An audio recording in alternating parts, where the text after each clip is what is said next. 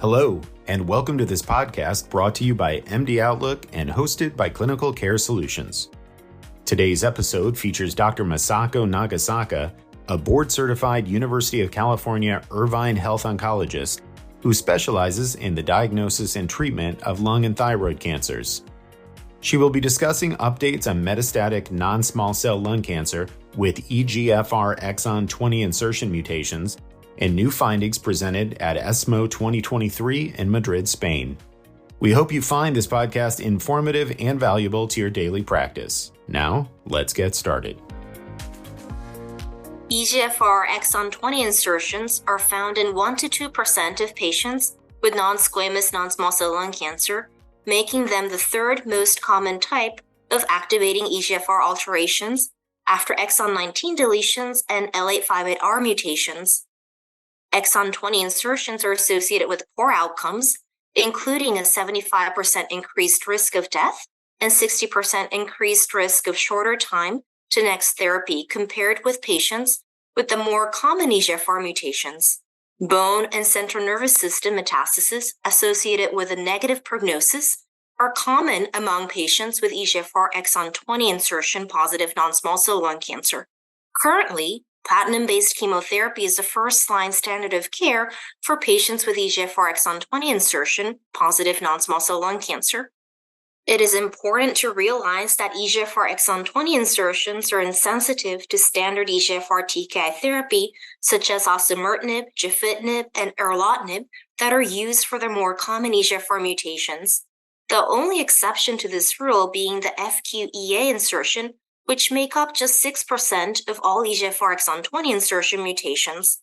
Also important to understand is that the microenvironment of EGFR mutant lung carcinomas, regardless of the specific mutation, is immunosuppressive, with data suggesting worse outcomes with single-agent immune checkpoint inhibitors in previously treated patients with EGFR exon 20 insertion positive non-small cell lung cancer compared with patients lacking these mutations. The totality of this evidence highlights why it is important to identify and appropriately treat patients with EGFR exon 20 insertion mutations. So how should we identify these patients? Comprehensive next-generation sequencing is the recommended standard of care for all patients with advanced non-small cell lung cancer at the time of diagnosis to guide the use of targeted therapies. Considering the heterogeneity of EGFR exon 20 insertions, it is particularly important to test with next-generation sequencing, which allows for coverage of multiple insertion types. In contrast, the use of single-gene PCR tests has been shown to miss approximately 50% of the exon 20 insertion cases that would be identified by NGS. It is also important to be aware that not all NGS panels are created equal. The more mutation types included in a given NGS panel, the more patients with this alteration can be identified. In 2021, 2 drugs were granted accelerated approval for the treatment of patients with advanced or metastatic non-small cell lung cancer with EGFR exon 20 insertions following treatment with platinum-based chemotherapy. In October 2023, it was announced that the Phase 3 EXCLAIM-2 confirmatory trial for the tyrosine kinase inhibitor mobocertinib did not meet its primary endpoint and that this drug would be withdrawn from the market. This leaves us with a single approved therapy in this space, amivantamab, which is a bispecific antibody directed against EGFR and MET. The Phase 1 Chrysalis trial examined multiple cohorts of patients with relapsed or refractory non-small cell lung cancer and EGFR or MET mutations or amplifications, but found the most promising activity of amivantamab in the EGFR exon 20 insertion cohort. These patients were previously treated with platinum-based chemotherapy and had a 40% overall response rate and an 11-month median duration of response with amivantamab treatment. The most frequent AEs seen in Chrysalis were rash, stomatitis, and cutaneous reactions, mostly grades 1 and 2. Infusion-related reactions occurred in 66% of patients, primarily during the first infusions, but these did not impact patient ability to receive subsequent treatments. In another cohort in the Chrysalis trial, amivantamab was tested in combination with carboplatin pemetrexate in 20 patients with no mutation requirements, though 35% of these patients had an EGFR Exon 20 insertion mutation. This combination was found to be tolerable.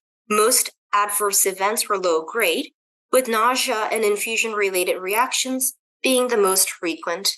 The most frequent grade 3 or higher treatment emergent adverse events were neutropenia, thrombocytopenia, adverse events anticipated with chemotherapy, followed by diarrhea and nausea. Amivantamab and chemotherapy had anti-tumor activity in patients with different EGFR mutations and in patients who were previously treated or treatment naive, including an 80% response rate in a very small number of treatment naive patients with EGFR Exon 20 insertion mutations. Amivantamab has been further explored in combination with carboplatin pemetrexate chemotherapy for the first-line treatment of patients with advanced non-small cell lung cancer with EGFR Exon 20 insertions in the randomized open-label phase 3 Papillon study. Primary results from this study were recently reported at ESMO. 308 patients were randomized to treatment with either 4 cycles of amivantamab plus carboplatin pemetrexate or carboplatin pemetrexate alone, followed by maintenance therapy with amivantamab plus pemetrexate or pemetrexate alone until disease progression. Patients randomized to chemotherapy alone could cross over to second-line amivantamab monotherapy after progression.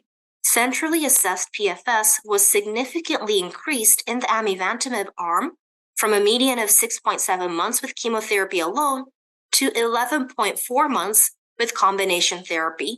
This represents a clinically meaningful 60% reduction in risk of progression or death, which was consistent across subgroup, including patients with a history of brain metastasis. Overall response rate was 73% for amivantamab plus chemotherapy versus 47% for chemotherapy alone. Responses were also more durable with the amivantamab combination, median 9.7 months versus 4.4 months with chemotherapy alone. 49% of the responses in the amivantamab arm were ongoing at the time of data cutoff. Finally, the addition of amivantamab decreased the risk of progression on next subsequent therapy or death by over 50%, and interim overall survival analysis showed a trend over 30% reduction in risk of death. Of note, 66% of patients who progressed on the control arm crossed over to second-line amivantamab, so further data from these patients may be very interesting. Safety data reported for Papillon were consistent with those seen previously for amivantamab in combination with pemetrexate carboplatin in the small Chrysalis cohort. Serious adverse events leading to death, and adverse events leading to discontinuation of all study agents were comparable between arms. 7% of patients discontinued amivantamab due to adverse events. Adverse events associated with the amivantamab mechanism of action were higher in that arm, and these included skin toxicities related to EGFR and hypoalbuminemia and peripheral edema related to MET. Hematologic and GI adverse events associated with chemotherapy were similar between arms, with the exception of neutropenia, which was somewhat higher in the amivantamab arm. These new data from Papillon support the existing indication for amivantamab in patients with advanced non-small cell lung cancer and EGFR Exon 20 insertions after first relapse, and when approved, should be considered and offered in first line to those eligible for combination therapy. It is exciting to bring the benefit of targeted therapy into first line for patients diagnosed with EGFR Exon 20 insertions, which have historically represented a substantial unmet need.